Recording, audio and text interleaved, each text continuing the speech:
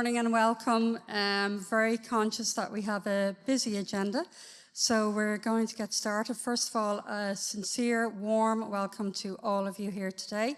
I'm Angela Clayton-Lee. I'm the CEO of Cancer Trials Ireland, and I am so excited that we are launching our Inspire All-Ireland trial in radiotherapy today. It's been a long time in the making, a huge collaboration across a wide network, north and south, and I'm really proud that we have got to this stage today. I was originally involved in radiotherapy research way back, and we did a spinal cord compression trial. Sinead and Brian will remember ICORGO 503, and we did try to get that working with Belfast, but to be back here after all those years and to see the scale of the study that is now being launched is truly phenomenal. So I'll invite Sinead Brennan, who is Director of IRROG, and just say a few words. Thank you very much, Sinead.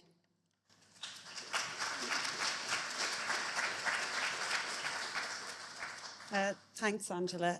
So I'll keep it very brief.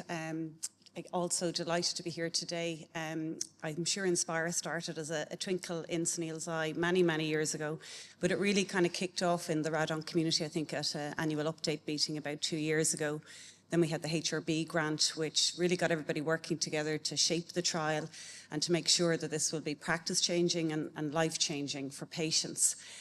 The Irish radiation oncology community is absolutely fantastic, as Angela has said. I'm very proud to be a radiation oncologist. The IRROG group is growing. We have new sites and new members, new people joining all the time.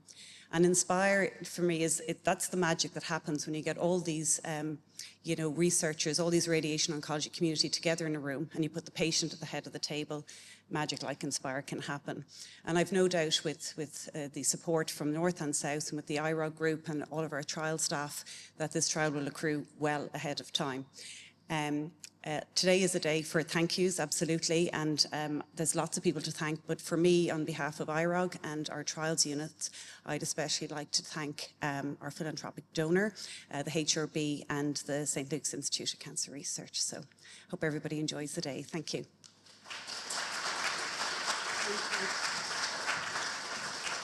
Thank you very much. So it gives me great pleasure to welcome Deputy Erin McGreehan, who is Chair of the Joint Committee on Further and Higher Education Research, Innovation and Science, and who is truly supportive of everything that we are trying to do to expand our collaboration north and south.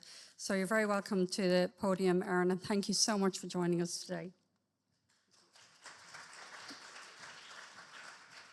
Good morning, everyone, and I suppose it's a real pleasure to be here this morning at the launch of this Inspire trial and to join so many clinicians, researchers and partners who are working all over Ireland to improve cancer outcomes for people right across this island.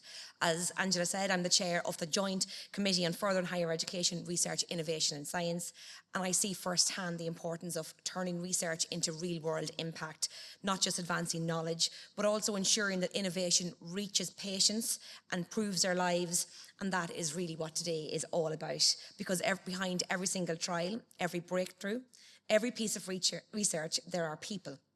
Patients and families who are looking for better outcomes, better quality of life and access, and the most advanced care available.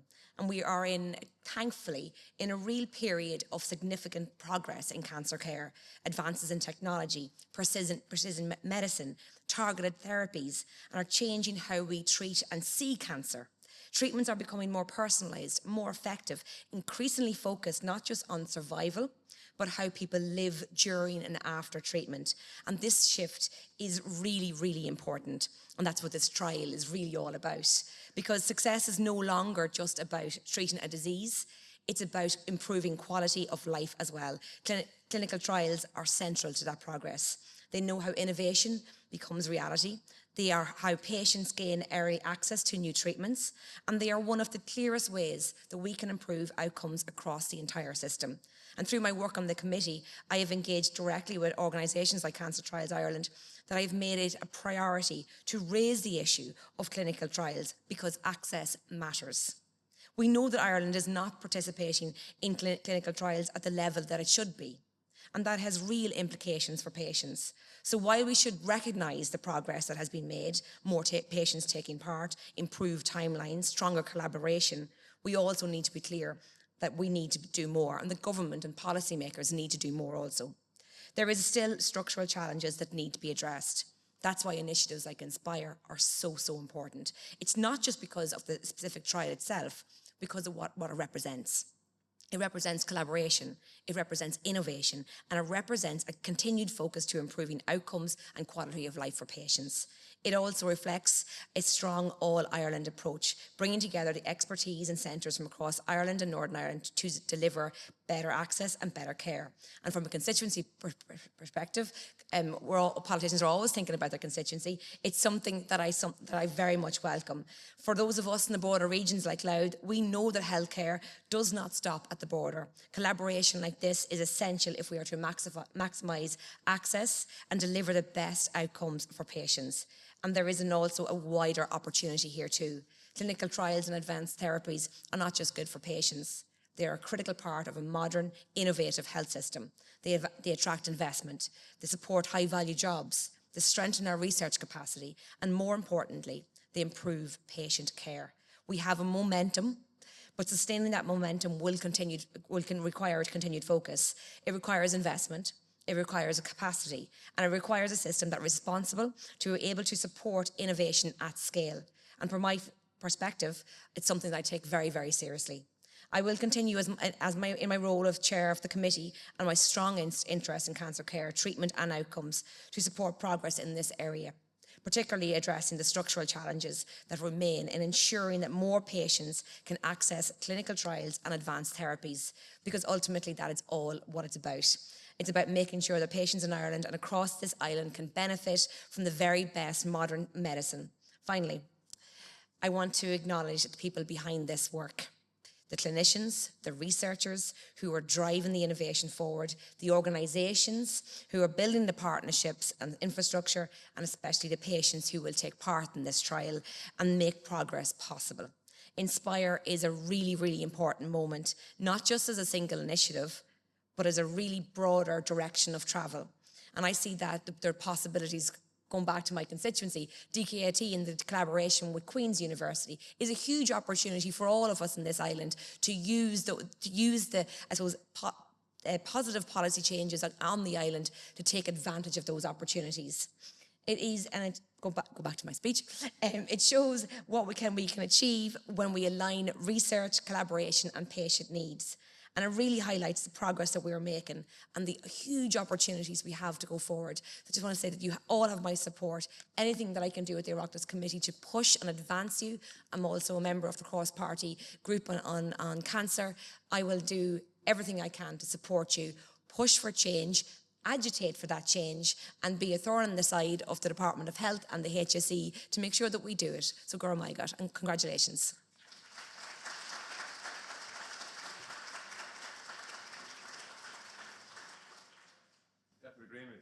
Yourself, and really inspiring words. You've really challenged us, which is fantastic, and we're really grateful for you being here, giving of your time. I know you're so busy, and for your support in the various committees. We're really very grateful. Inspire is, as we know, is a joint initiative across all our centres in Ireland, which is fantastic, north and south. And we're going to hear now from the two co-chief investigators of Inspire. First up is a very dear friend and colleague from my alma mater in Queen's, Professor Sneil Jane. Sneil, Professor of Radiation Oncology at Belfast, and has led a number of clinical trials in stereotactic radiation in prostate cancer. And this is the evolution on from some of his early work when we shared an office together in Queen's and Belfast. So Sneil is going to tell us about the evolution of radiotherapy and the unmet need in prostate cancer. Sneil, the floor is yours. Thank you.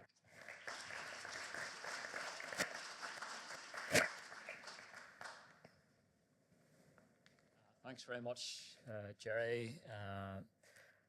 Thanks to our deputy for the really inspiring words. I think we really feel we need advocates. We need people who are going to come out and fight for us, because we know we're a force for good and we're on the right side of the coin. So any help that you guys can provide for us is appreciated. So yeah, my name is Sneil Jane from Queen's University, Belfast. And I want to talk about the evolution of radiotherapy and the unmet need.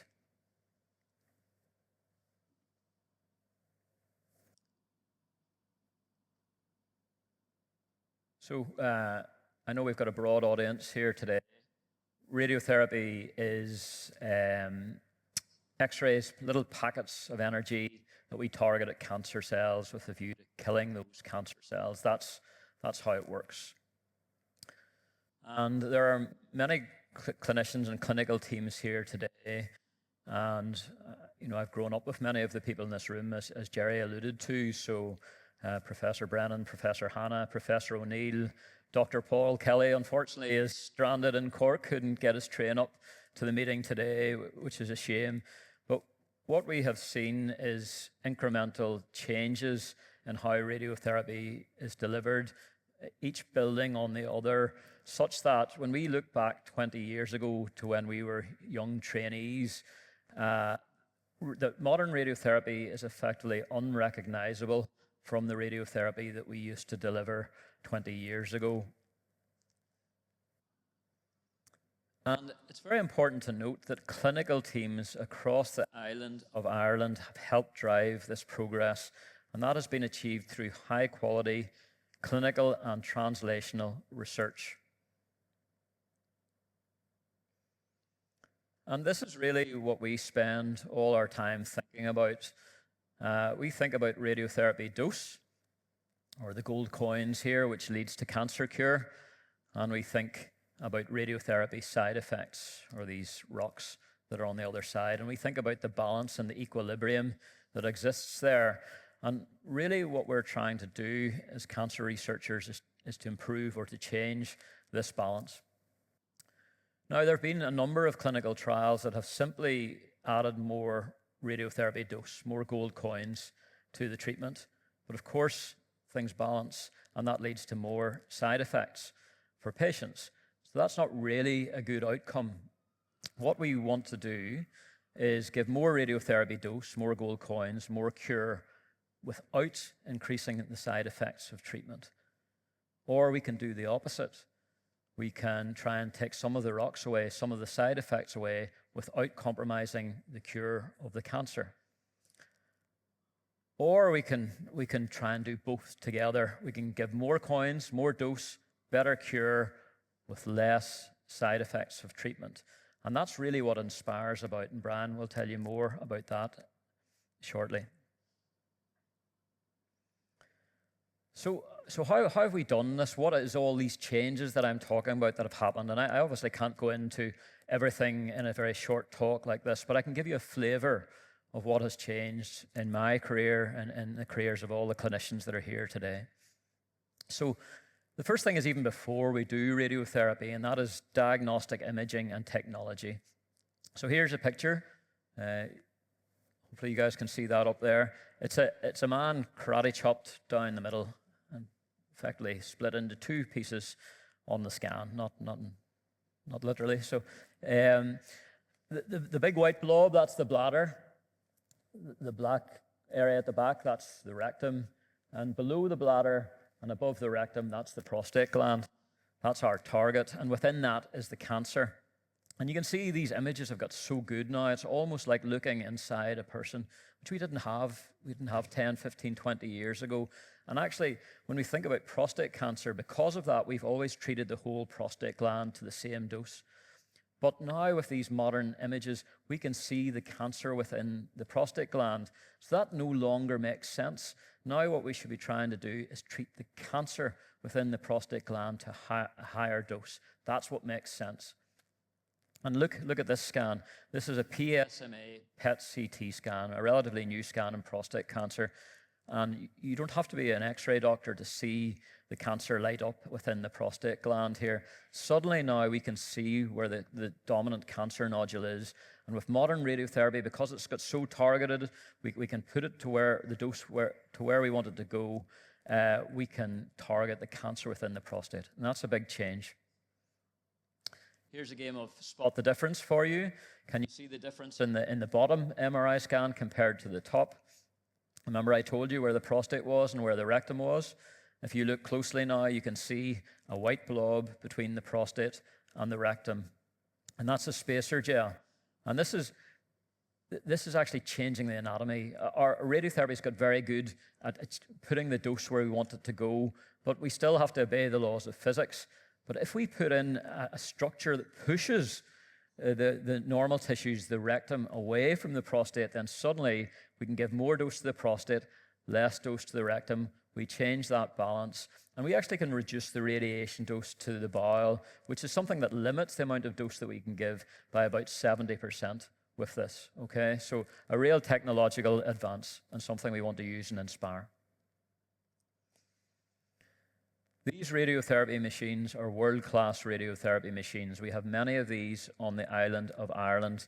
There's incredible software for planning radiotherapy that allows us now to curve our radiation dose around these irregular structures and put it to where we want it to go. Curve it around the rectum, around the bladder, and hit the prostate or the cancer within the prostate gland. These machines now have CT scanners built into them. Before the patient has the radiotherapy, it rotates around and takes the CT scan so that we can line up the prostate to be in exactly the right position for treatment. And inside these machines, there's incredible complexity. There's little metal levers that are moving all the time, changing the shape of the radiotherapy beam. And actually, the amount of X-rays coming out of the radiotherapy machine is changing all the time. And all that accumulates together to allow us to put the high-dose radiotherapy area to where we want it to go. Incredible technology.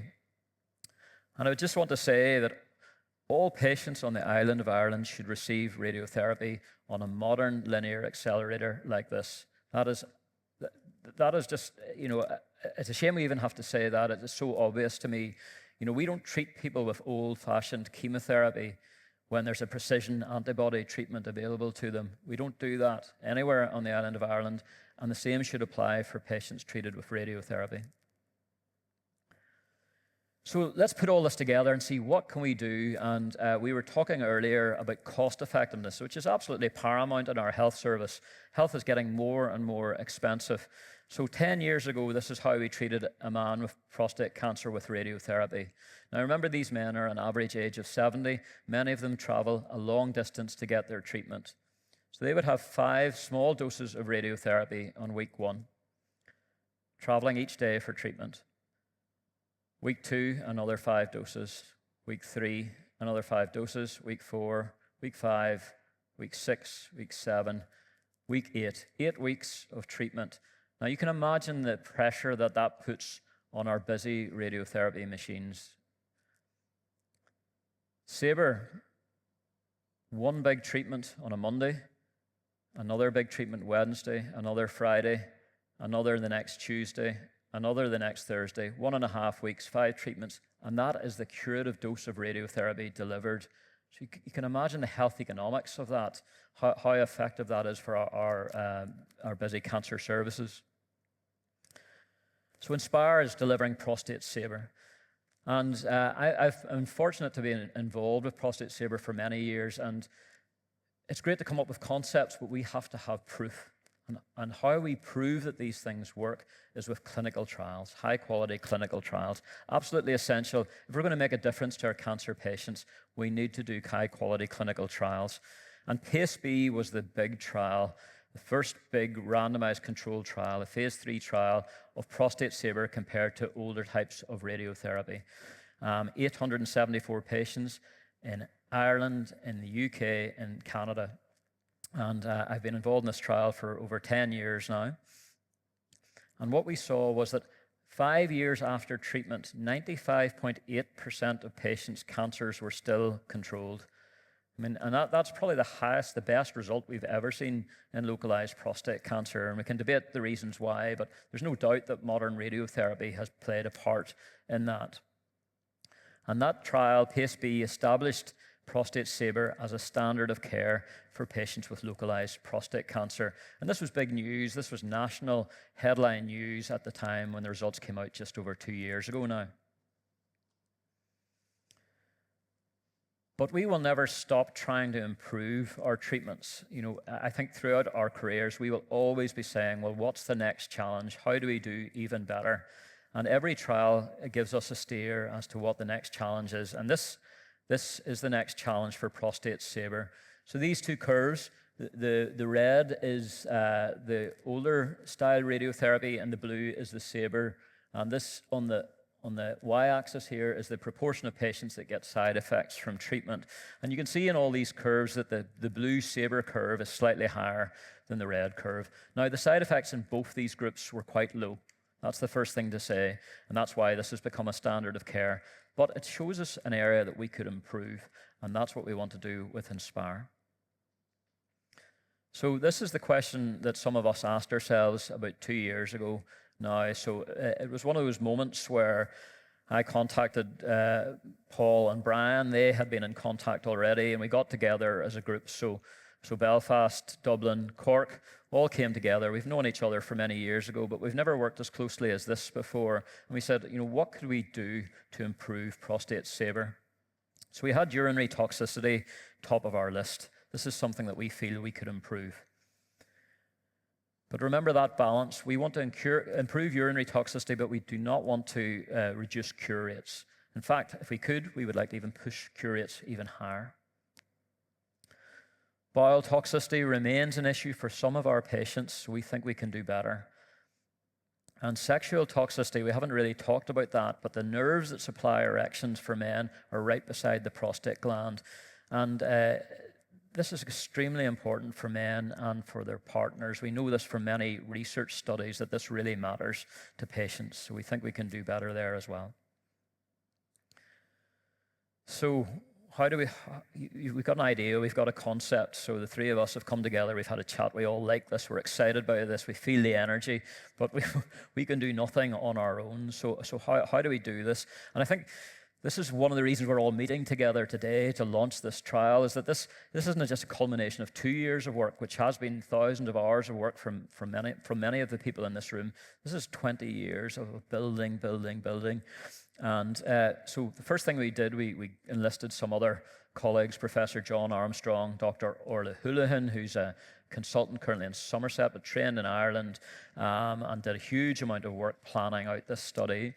Dr. Alina Mahai, Erica Bennett, who is a radiation therapist and manager from Cork, who is actually been instrumental in getting Inspire up and running, and is actually doing a PhD, which is focused on the quality of life of patients having Prostate Sabre. And we spoke very quickly to Cancer Trials Ireland, and I have to say they've just been a joy to work with. The energy, the enthusiasm, that sort of can-do attitude I found very uplifting, and so thanks to Aoife, who's led and chaired our meetings for 2 years now, to Angela, to Vicky Donohan, to Calman, to many more people that are here today as well. Emer Mulvaney, again, from Cancer Trials Ireland, she has led our patient and public involvement initiative, and to Martin Sweeney, Alan Abernethy, who are the named PPI representatives on the trial, who've been really influencing the development of the trial all the way through, and also to Ken, who you guys will meet later today. And this is about building as well. So Sinead Brennan has developed the IRROG group, has brought in funding for that, and that enables us to do these sorts of trials, and also develop the Irish RTQA group. So this is what keeps our trials safe. And it's, again, real joy to work with the multidisciplinary group as we've developed this study. And it's been a proper all-Ireland collaboration. So the Northern Ireland Cancer Trials Centre, the Belfast Trust, Queen's University Belfast, all involved. Melanie Morris, who leads the NICTC. Conor McGarry, who's a very experienced academic physicist who led the planning study along with the RTQA group. And we also do science with all this data. We collect all this data, and we want to use that for more research as well. So Professor Jerry Hanna and Professor Bill Watson have led the translational effort along with Brian O'Neill and Fiona O'Neill and the Atron group. And as Jerry said, we've had support from every radiotherapy centre on the island of Ireland for this trial. So, a 20-year journey.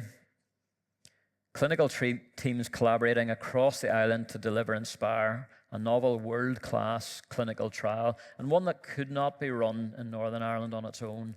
I think it probably could not be run in Ireland, the Republic of Ireland on its own. It needs the collaboration. That's the only way we can do this study. And we hope this will act as a framework for future studies.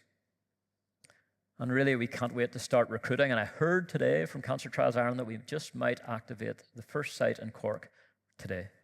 Thanks very much for your time.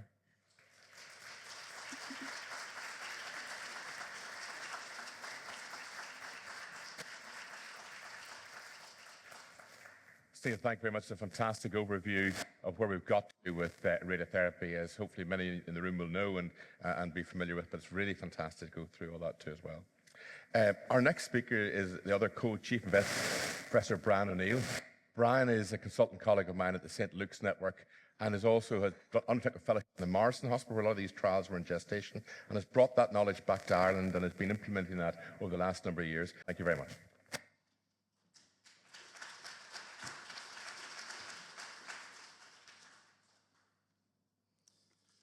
Good morning. So, ladies and gentlemen, it's such a pleasure to be here on a sunny morning to talk to you about Inspire. Thank you, everyone, for attending.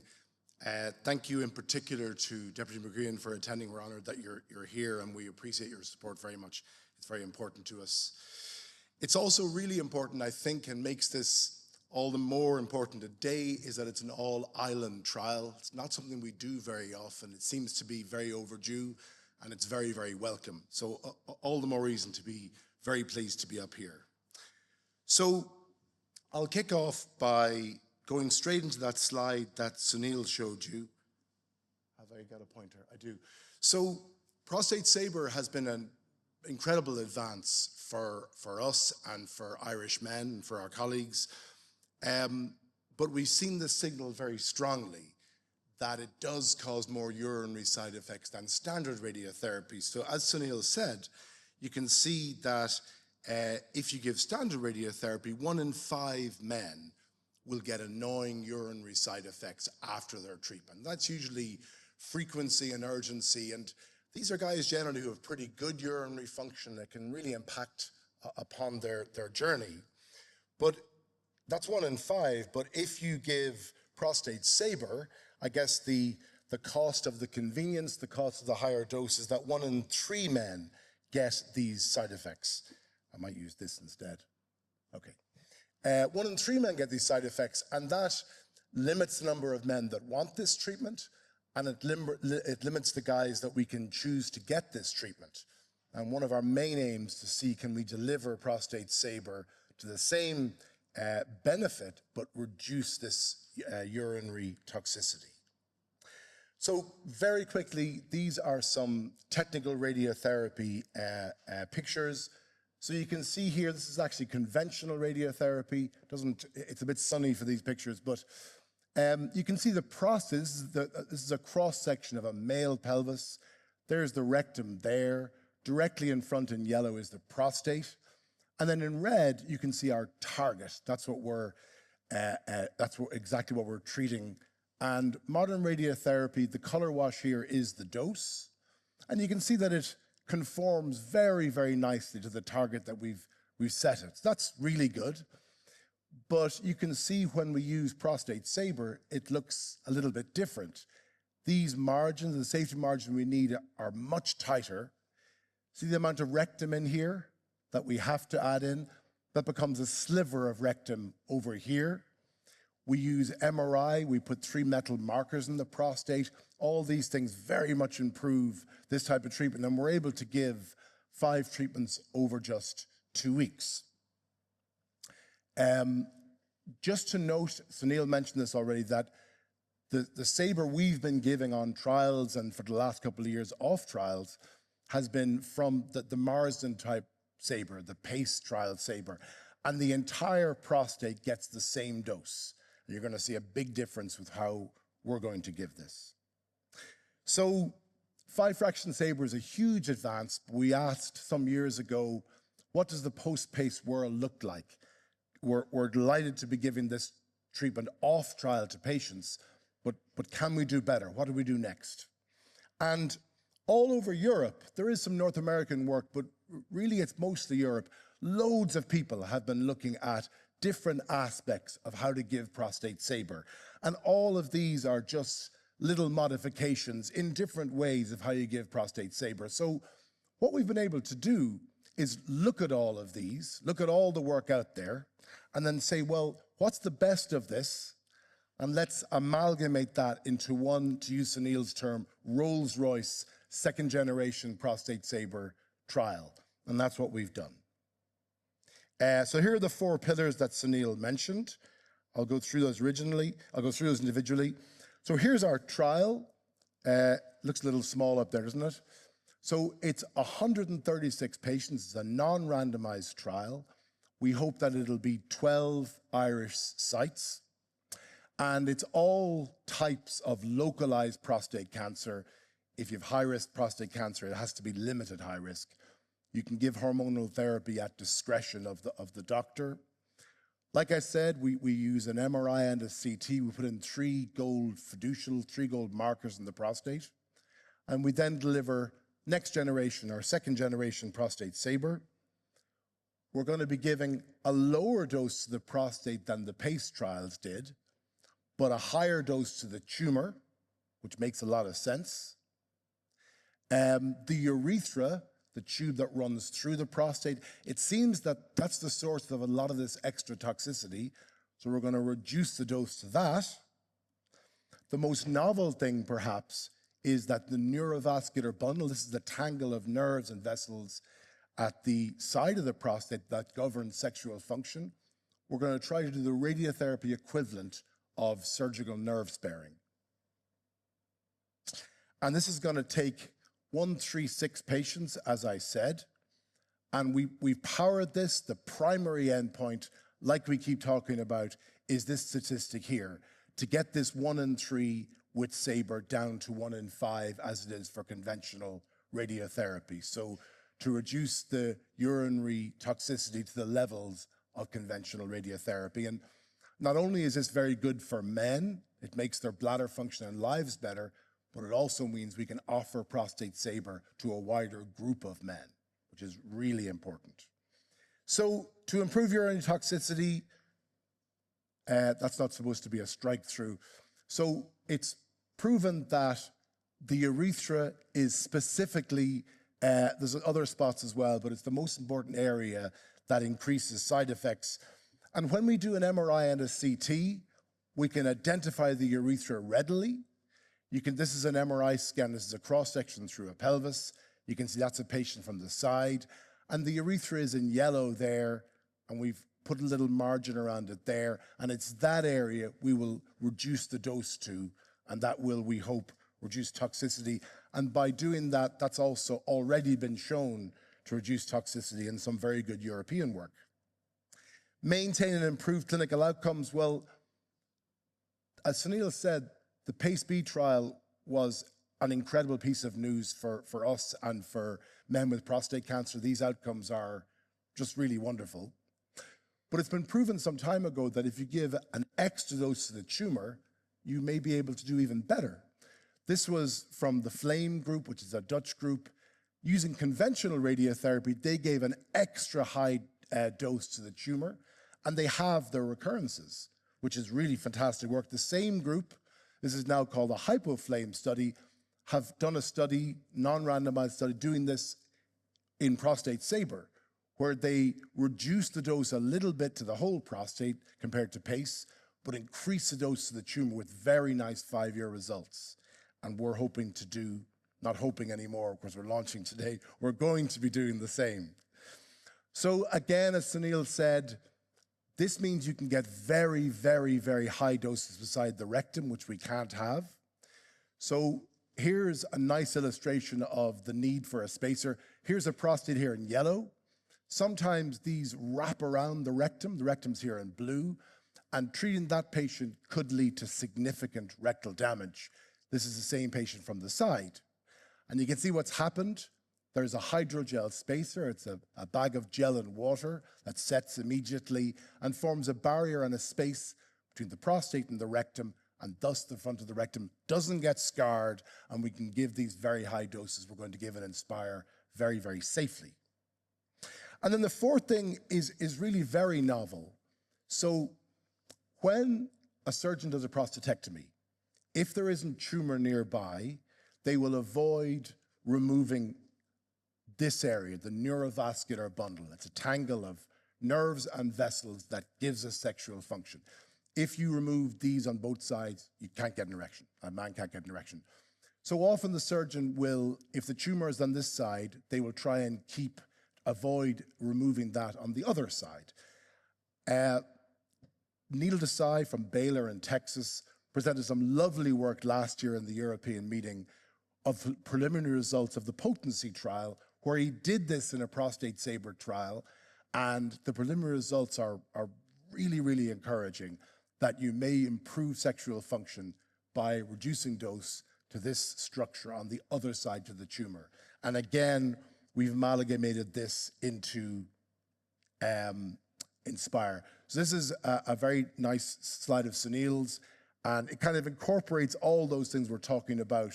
So the tumor gets a higher dose, the whole prostate gets a slightly lower dose than Inspire, than the PACE trials, reducing dose to the urethra and reducing dose to the neurovascular bundle. So a lot of work in a very small area, but we've already shown that we're able to do that work. And there's a lovely spacer which is protecting the rectum. Here's another color wash of a test patient we did. So you can see that the tumor is in here and gets a super high dose. We're able to spare the urethra, so reduce side effects, we hope. And there's the neurovascular bundle, and the dose of that is spared. Now, is it safe to have these spared areas? It sounds like we're not treating parts of the prostate.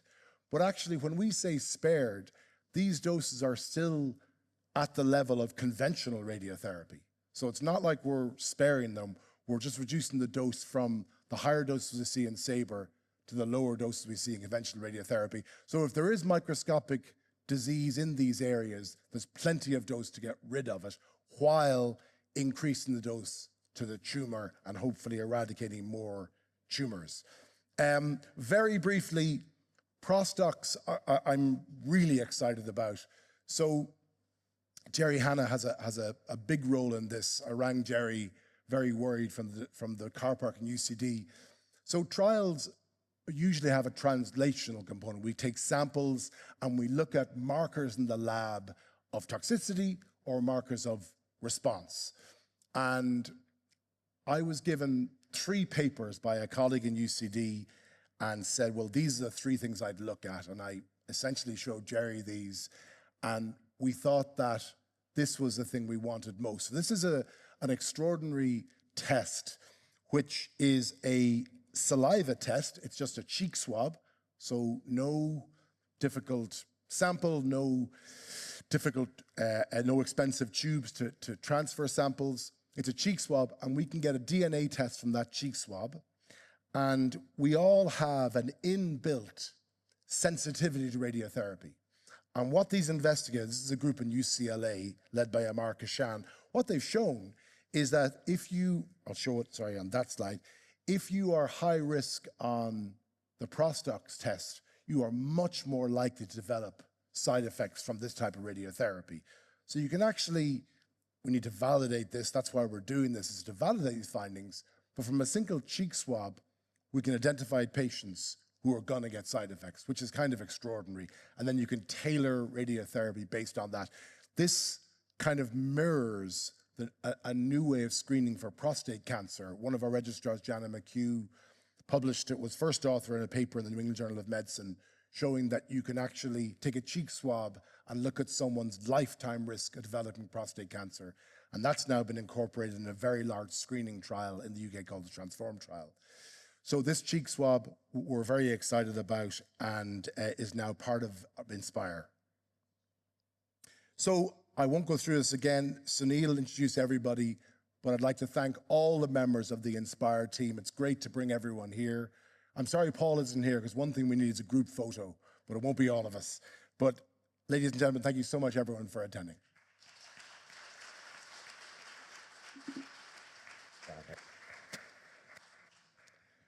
Brian, thank you. That's a fantastic overview, and it's great to see that trial schema go through and how the evolution has come from, as I said, from the early days of PACE and the studies conducted up in Belfast by Cindy too as well.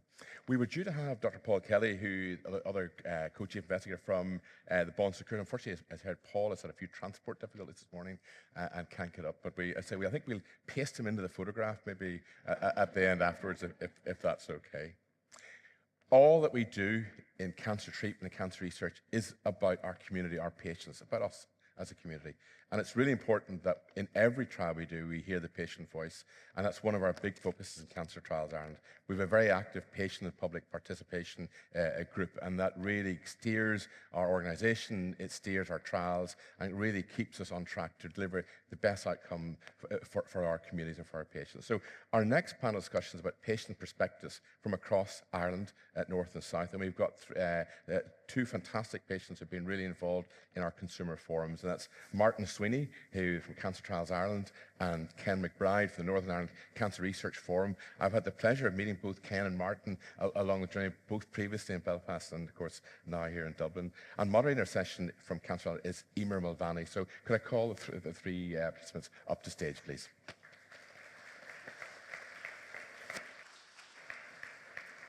The floor is yours.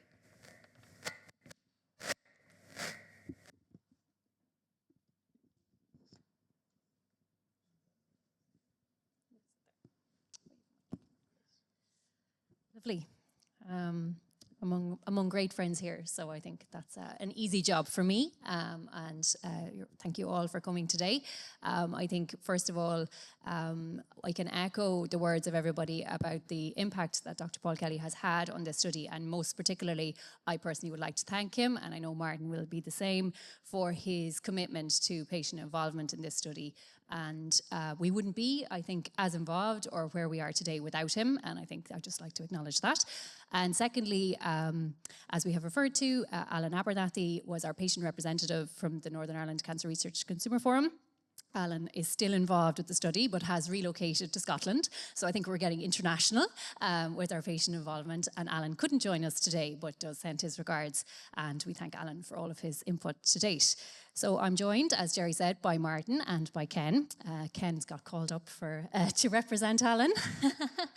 And the perspectives of the patients of Northern Ireland. So we're going to just have a little bit of a chat about trials, the importance of trials, and a little bit about the patient involvement in the design and the ongoing work of Inspire. So I'm going to start with Ken. So Ken, by introduction, is a gentleman living in Northern Ireland who had both prostate radiotherapy and participated in a clinical trial. So he has great perspective of being both a patient and a trial participant. And I'm going to pass over to you, Ken, to maybe share a little bit about that with us. Sure. I was diagnosed with prostate cancer at the end of 2015. And my radiotherapy then was in 2016. During that time, I was offered to go on to a clinical trial. At that time, it was one of the biggest, the Stampede trial. I didn't even think about it. Took part immediately. The patient view is that if you take part in a trial, you might get looked after a little bit better. That's untrue. Everybody gets looked after exactly the same way. But once that was finished, the treatment that I had and the care that I had was exemplary. I then decided I wanted how can I give something back? How can I contribute here? So that's where I really started to get involved with clinical trials and the research that goes into clinical trials. And you wouldn't believe how long that process is. That was a real eye-opener to me.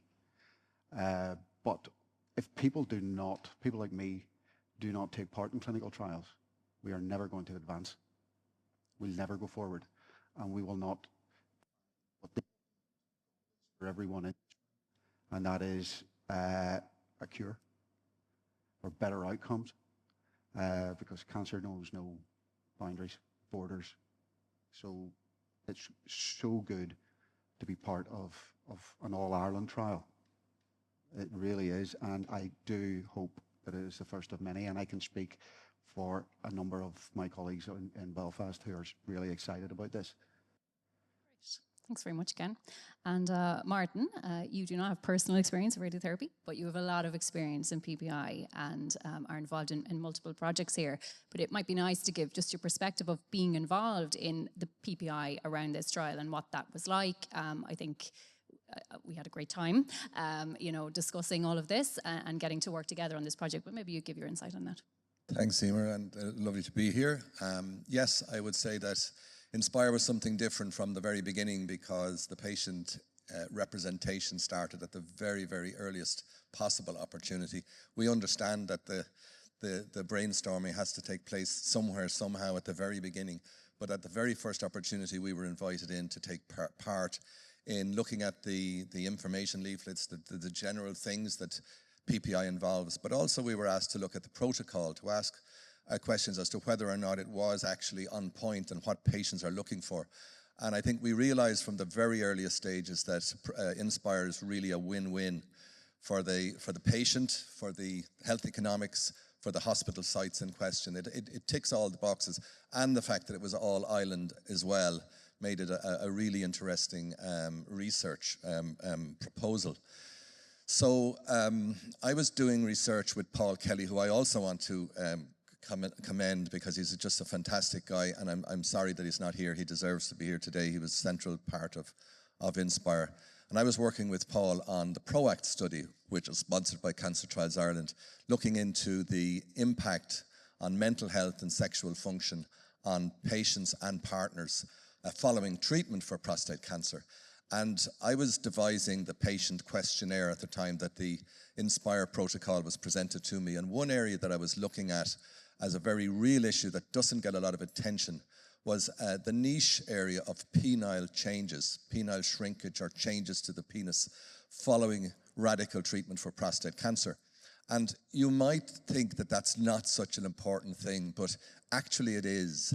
And it can, not just for a patient, but also for the partner and for the ongoing sexual intimacy and enjoyment of the couple. This is a really important or potentially important issue, but there's very little evidence around this. So Paul and myself introduced a specific series of questions into PROACT around penile changes. And what's emerging from the PROACT data is that radiotherapy has a significantly lesser impact, generally speaking, on penile changes than radical prostatectomy. So that's a good news story for the patient when they're asked, and the partner, when they're given the rundown of the likely implications of the choices of treatment for prostate cancer. If sex is an important part of their lives of the partner and patient, then an issue like that would be a crucial determining factor. But we don't have enough evidence. We don't have enough data to show that, to present that confidently to the patient. And this is an opportunity that I could see in Inspire to include an additional question in the protocol, to include a question on penile changes. So we had to do a little bit of negotiations, I think, because it's not easy to change the validated questionnaires, because the whole thinking behind Inspire is that we're comparing the PACE outcomes on quality of life or on sexual function and others with the new data from Inspire. So long story short, there is now, because of the patient input into Inspire, there is a specific question on penile changes. So that's an important part of it. One thing I'd like to just say, really importantly, that's coming out of PROACT, is that south of the border, most men don't get a consultation with a radiotherapist for localized prostate cancer. It's an extraordinary statistic, but it's true. So all the amazing work that you've just heard about is not passed down to the patient in most cases of diagnosis of localized prostate cancer in Ireland. And that has to change. So we now have that evidence that we can go to the NCCP, which we're already doing, to try to change that, to try to make sure that it's routinely part of the Irish practice, that there is a second consultation required by because in most cases, as you probably know, 95% plus of cases, the diagnosis of localized prostate cancer is made by a urologist, who then has an opportunity at the first point of diagnosis to present a treatment plan to the patient, who often just takes that plan and says, yeah, we'll go with that. Now we have evidence to show that, like the situation in the north of Ireland, it's required that the patient will get both consultations with the two main disciplinarians. So I could go on forever, but Inspire is brilliant. It's such an exciting project, and we can't wait to continue to be involved at the patient level when things start happening. Thanks, Martin. I know that we have previously discussed this, and the PROACT data did show that the gentlemen in the north of Ireland do have much more access to a joint consultation. So we do have some information around that. And I suppose just to highlight, I mean, how long, I think you referred to this, Ken, how long these things go on for. I mean, the very first iteration of Inspire to the patient groups actually happened when we had a cross-border visit from the Northern Ireland Cancer Research Consumer Forum to us here at Cancer Trials Ireland, and we zoomed Paul Kelly in. Again, transport issues, I think, on that day. It's a bit of a trend. And he came to speak to us online that day about the idea of Inspire to the wide group of patients. So it's really been patient engagement from really the very beginning, even in the broader sense. So I think that's really, really positive. Just a couple of things, I suppose, that I think, having listened to the other speakers, Deputy McGreehan spoke very nicely, and your words will be very much commended by the gentleman here at the top of this room about living well during treatment and beyond. And I know that we have had many conversations, both ourselves and with the wider patient groups, about the word and the use of the word side effects. And while that is a fact, there are side effects from treatment, there are very real effects on somebody's life. And there are people living with these effects. And I think, it's quite startling to think that, a grade 2 toxicity that we refer to as a moderate toxicity, but that indicates that it's affecting the activities of daily living. And just to consider, I suppose, how gentlemen with a grade 2 toxicity may be up 3 to 4 times per night. Their life may be dictated by where the nearest toilet is. They may not be able to take long journeys with ease. And I suppose, I know that it's very important to us, and we've talked about it, and I'm going to ask for your reflections on this, about, the gentlemen who live with these effects, but also without knowing what happens to these gentlemen, we wouldn't advance anything, and the Inspires of today wouldn't exist. So, I think maybe, Ken, you might start first. Yeah, we talked at an earlier stage about the use of the term side effect. That almost gives the impression that it's something that can be tolerated. It's a side issue. There are very real challenges to lifestyle. I was part of an older I had 37 treatments, so I had the full 8 weeks. I'm constantly still on hormone therapy. Now, that hormone therapy, that's the best part of 9 years. I have been on hormone therapy. That does take a toll. There's no question of that. And your mental well-being suffers. You can go into some very dark places. But I am quite lucky. I have a reasonable amount of mental resolve. Very good team, if I can use that very singular term. It's not just me. There are tens of thousands of people like me. But there are people in Belfast that I can call on. And there's reassurance. Personally, I would like to see research go further into mitigating those and allow a better quality of life. It's not a price to be paid, but we need to look at the way that we can go forward. Yes, radiotherapy is absolutely the way forward, but there are issues that come with that, and they're largely unavoidable, although the teams are doing a great job at making them avoidable. But when they aren't, we need to look at how we can control those, and don't just accept, well, that's okay, you're controlled, we'll leave it. I would like to see a little bit further going into that. Thanks, Ken. Any thoughts, Martin? Yeah, I would say that these are consequences that we're talking about, and some of them are lifelong. Very often with prostate cancer, it's a much misunderstood disease. And for a lot of men who get radical treatment for prostate cancer, we live for the rest of our lives with the impact that treatment has had on the rest of our bodies. and on our partners' quality of life as well. And that's why I'm so passionate about quality of life research. And I would have to say that there is, apart from the assistance I get from Cancer Trials Ireland, there are very limited opportunities, and I'll say this directly to the chair of the committee, for patient-led initiatives in health care generally. We tend to have to hook on to something else. And I think we have a huge amount to offer as patients, and not patients who are individuals, but patients who can speak on behalf of the experience of thousands of other patients. And I'm happy and privileged to say that I have spoken directly with well over 2,000 patients in my advocacy work over the last 10 years. I do have an idea of what it's about and what the real impact on quality of life cancer can have. And I'd also point out IRROG, which has done amazing work in the short time it's been in existence, and the stats that both Cancer Trials Ireland and IRROG are showing in terms of quality of life or survivorship focused research is extraordinary, and that's the way forward as well. Patients can give something to you as researchers that you can't know yourself. We are the experts in quality of life and the impact that what your work does to our lives. And so that's why it's so important to include the patient in a relevant way from the very earliest stage, and to continue that progression of inclusion of patients, and to give us more opportunities to feed into research, because I think it's a win-win. Thanks very much.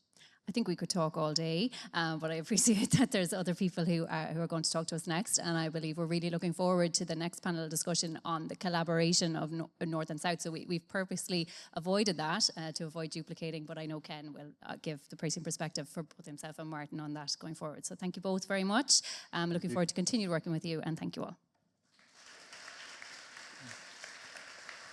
Right. Go back up again. Go back up again. Not now. Thank you for all the work that you do with the PPI group inside Cancer Trials Ireland. Ken, I'm going to get you to stay back because you're next session is delivered across the island, collaboration, patient partnership, and implementation. We're going to call back our two co-chief investigators, Sneil and Brian, on stage. Also, Dr. Claire Keelty from the Irish Cancer Society, one of our key funders for all of you. You're welcome. And also Erica Bennett, who from Bon Secours UMPC in Cork, and Erica is a research active radiation therapist and has been really instrumental in guiding a lot of these structures around the INSPIRE study. So I'm going to basically start off really with Brian and Sneil, if I may, and say, what's the secret sauce to collaborating across our island? How did you do it, and what's your tips for success for other tumour groups, such as, say, lung cancer for me? This collaboration really started simply because we knew each other. You know, that Paul, Sunil, and myself know each other from meetings mostly, and we were all thinking the same thing. What does the post-PACE world consist of? And then it kind of sprawled from there, and John Armstrong and Orla were enormous additions to this as well. But it was as simple as that. But then we received huge support then from all the stakeholders that are here today, and it just happened. So, and we had a very good meeting in a pub in Glasgow, if you recall, with four of us over 2 pints, and but it all grew from there really.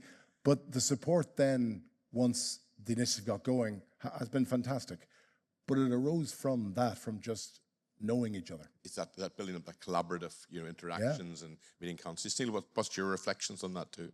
Yeah, and I think that, as I said in my talk, we were building on multiple layers of research experience and capacity that have been built by many people, such that we are in a situation that we can run this sort of trial on the island of Ireland. And then I think that one thing that brought us all together was we had a very defined problem. We had something that needed solved, and we felt actually we all come together and work together, we can solve this problem, and it's something that's meaningful, it's important to patients. As Brian said, it is actually restricting the rollout of what we think is the future of prostate radiotherapy. And, you know, academia to some extent is a race, and nobody else was really focusing on this particular issue as systematically as we felt we could. So, and that brought everybody together. You know, the trial immediately made sense, you know, and everybody got it. So I think that brought the energy that then has brought us to this stage. Brilliant. And Erica, we all know that we've heard from the medics, the doctors, but we all know that the radiation therapists really do the real work, do the curing of cancer too as well. I mean, tell us about interactions north and south in radiation therapy and how that's growing and evolving. Yes, so I suppose this is the first trial that I've been directly involved in the kind of investigator side. So traditionally, as you say, the radiation therapists are delivering the treatment and then involved in the patient care and follow-up there. I suppose we're a very small professional group, and so in terms of collaboration, we do that quite easily because for the very nature we're a small group and many of them are here in the room. And I suppose in the Republic of Ireland particularly, there has been challenges with the radiotherapy professional development and also the number of radiation therapists involved in radiotherapy. So we have very much looked to the UK and other countries to see how we can grow our professional development and also, you know, not reinvent the wheel and look at other models. So this trial particularly was an opportunity to link up with other radiation therapists in the north, and we look forward to, I suppose, through the IRROG group as well as supporting the implementation of the trial, both with the radiotherapy and the physics teams, north and south. Thanks, Erica. And Ken, we touched on a little earlier that we've had very good interactions between the Northern Ireland group, the Northern Ireland Consumer Research Forum, obviously the PPI group of Cancer Trials Ireland, and that's growing. What do you see as the benefits of that for patients north and south? Well, firstly, in my work with the Northern Ireland Cancer Research Consumer Forum, I'm privy to a lot of the research with prostate cancer that goes on at Queen's, of which there is a staggering amount. But what I found when Sunil contacted me and asked me to come here today, I was actually amazed that this is the first All-Ireland trial. I couldn't believe that, because to me and to many of my colleagues and patients, it's a no-brainer. Why isn't there the collaboration going on a regular basis? I mean, there's so many brilliant minds, so many people can be working on this. As I said, I alluded to earlier, cancer is no respecter of borders, so we should all be collaborating. Ken, that's very, very helpful. Thank you. And turn to you, Claire. Obviously, Irish Cancer Society provides a fantastic amount of funding to Cancer Trials Ireland, obviously research group and trials. And this sort of collaborative initiative, you know, obviously society is very supportive, I presume. But what's your take on it? Yeah, look, as Ken said, you know, cancer isn't just a Republic of Ireland problem, it's a global problem. So in the Irish Cancer Society, we feel very strongly about the need to work together to overcome silos and to, you know, get to a situation where we're improving cancer outcomes. And so, you know, we really welcome this brilliant initiative. You know, from our point of view, we support the All Ireland Cancer Research Institute, and I know they released a report late last year specifically around prostate cancer, and I thought it was really interesting to see like the level of research output and activity in prostate cancer in Northern Ireland was much higher than in Southern Ireland. So I think anything that we can do as a research community to really drive that collaboration is really important. And to challenge each other, I suppose, Exactly. a little bit, which is and share learnings and to kind of overcome that kind of competitive nature that sometimes grant funding comes with, unfortunately. Absolutely, it's cut down those silos and really reach across institutions, really for the benefit of patients, really in the end. And obviously, we're grateful for the Cancer Irish. You're across the island. You do a bit of fundraising throughout the island, and you know, it's not just about research, but patient comforts and other supports and that bit too as well. But research is very key to Irish Cancer Society. What sort of sums of money do we invest in research? Yeah, so I suppose we provide around 4 million a year towards funding cancer research. So that's you know, our overall cancer income, our overall income is probably around 28 to 30 million a year. So it's quite significant. and we're the largest voluntary funder of cancer research in Ireland. And as you say, we're very into, I suppose, funding trials, and we provide $1 million a year to Cancer Trials Ireland, but also we fund a lot of the translational research. But a big area we're moving into, and I know we've kind of talked, Martin, and worked on it a lot together, is kind of that improving the care and outcomes of patients. And so that's why we really welcome that in the INSPIRE trial. It's about looking at side effects and how we can really, it's not just about extending life, it's about improving the quality of that life that's extended. And for us, that's really important. We know the Irish Cancer Society are very good at supporting people for transport to treatments and so on. And of course, this trial, of course, reduces journeys and so on. And that's really, really very helpful too. We're looking forward to that. Yes. But and one of the things, I suppose, we surveyed patients a couple of years ago, and one of the things that they said is, a trial shouldn't just be open in Dublin and then, they have an 8-hour round trip if they want to go to a trial. Like, opening it in these 12 sites is really important, but also another part of that, as well as the travel, is the out-of-pocket expenses. Out-of-pocket expenses aren't always included, unfortunately. And so by opening it in a broad selection across the island, at least we can kind of circumvent some of the travel costs as well. That's really important. And yes, we have a transport service as well for anyone in the Republic. that's brilliant, Claire. Thank you so much. I'm going to go back to our co-chief investigator and say, look, obviously this trial is just opening in Bon Secours, Eric, I believe. It's fantastic. Leading the way, and obviously Cork was fantastic. But what's your take-home aspiration for the trial? Where would you like to be in 5 years' time with the study? Brian, I'll start with you. Well, so I guess the very first thing is to get the major trial sites open and get recruiting. I really think this would be very popular with patients because the recruitment to the PACE group of trials in the UK was phenomenal. The fourth PACE trial, they were able to stop the trial and double the numbers. Such was the demand for SABRE. And a lot of that is actually patients want shorter treatments. That they don't necessarily, they sometimes are less impressed by the science and all that they really want a shorter treatment because they have lives and families and jobs. So the first thing is get everyone open, get this recruited quickly. I think it will recruit very, very briskly. And then we'll have pretty rapid signals as to whether this approach, we won't have efficacy results for a long time, but we will have pretty rapid signals as to whether the reduction in urine toxicity has worked. And then what happens then is a real pleasure. There's two strands to that. One is, can you use this as your standard? And that was what happened after PACE. When we finished in PACE and we got those results, we suddenly could do this off trial. And that's really great to do that in your clinic. But then the next step will be, I'll let Sunil talk about this, is what then the next step is.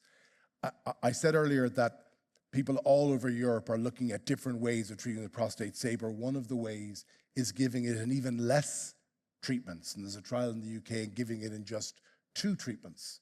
So maybe 2 treatments and a reduction in toxicity might be the next strand of it. But essentially get it done, see how we've done, hopefully use it as our standard, and then, if I'm not too old, look at the next step then, look what the next trial holds. Brilliant, Brian, thank you. And Sunil, the next steps, as Brian alluded to, where do you see us in 5 years' time? And of course, you'll not be too old, Sunil, of course, will you? Yeah, so 2 things. The first one is we have lots of different radiotherapy centres in Ireland. Some are large, some are smaller. Some have been very trials active, some have not done a lot of radiotherapy trials. If we can involve every single site on the island of Ireland, that unifies how we all treat our patients with prostate radiotherapy. And there's a lot of external review of what is done, and it's been shown many, many times that if you reach out to external partners and they review what you do, it raises the quality of what you're doing internally and improves the quality of care for patients. And we also get to know each other more, we collaborate better, we become friends. And I guess that's not a direct endpoint of the trial, but to me that's almost as important as the direct endpoints of the trial. And some centres don't yet treat patients with prostate SABRE, but are very keen to do that. And the best and most effective, safest way for them to do that is to do it through a clinical trial. So that's the first one. And the second one is that we have all often followed the UK in terms of the trials we've done. We've joined UK trials. We've learnt a lot from those, but we've actually flipped this one around because we're in discussions in the UK radiotherapy trials group about copying Inspire. And I've been meeting with colleagues there, and they really like the Inspire design. And the opportunity we have there is to do an even bigger study. It'll not be identical, but it could be an even bigger study because we've 60 centres in the UK that could contribute. So I like the idea that the UK is turning to Ireland to learn how to do the next wave of prostate radiotherapy research. That's fantastic. Thank you very much. And of course, the next meeting, you said about collaboration, the next meeting, Sneil, might be in the Queen's campus in Dundalk, perhaps, maybe, yeah. Well, you never know. That'll be another one, yeah. That'll be another one. Yeah. Eric, obviously, this is your research field too, as well as being an active professional. 5 years' time, radiation therapy, what for Inspire? What do you hope and what's the... Well, as you've heard today, I think, and my, I suppose, area of interest is on the quality of life and the patient-reported outcomes. So we know that clinicians typically underestimate the impact of treatment on patients, and you've heard from Ken and Martin about how patients have to live with that, the side effects of treatment. So I think what Inspire is going to inform is really, to, I suppose, quantify really the impact of prostate SABA that it has on patients. And I think the way that the patient quality of life is measured is particularly what I'm looking at. So prostate treatment, prostate radiotherapy has evolved, but the way we measure quality of life is still quite the same from some of the earlier trials that Ken mentioned. So what I'm particularly looking at is if those questionnaires, those validated questionnaires, are good enough. Are we accurately capturing the lived experience of men with prostate cancer? You've already heard Martin allude to the fact that the penile shortening is not captured in any questionnaire. So there's really an opportunity here for us to change our trial design, change the way that we measure quality of life based on the patient's experience. Because what we think patients want to tell us might not be what they want to tell us. And it's only by accurately capturing that we can hope to change and improve the lives of people with cancer and look at the infrastructure of the support that patients need. But if we're not accurately capturing and measuring that, then how can we support patients through cancer survivorship? So I think that's a real space of opportunity, and that's something that Inspire is supporting. Yeah, we look forward to all that data. Ken, I'm going to give the very last word in the session to yourself. What's your hopes, Inspires, as a patient, as a supporter of research? Where would you hope this trial to be in 5 years? In 5 years' time, I would hope that the data collected would be giving people a much better idea of a better patient outcome. That's basically what we're all working to, is a better life and a better outcome for patients. Because every strand of research that goes on, that's at the end of it. At the end of everything that is done,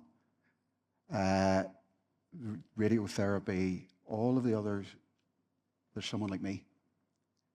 And that is, there's a lot of people like me, unfortunately.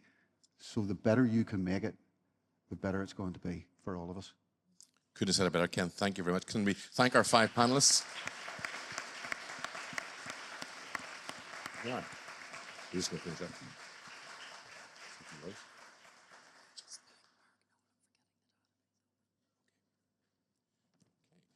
Okay, folks, we're right at the end, so just to say a few closing words and remarks.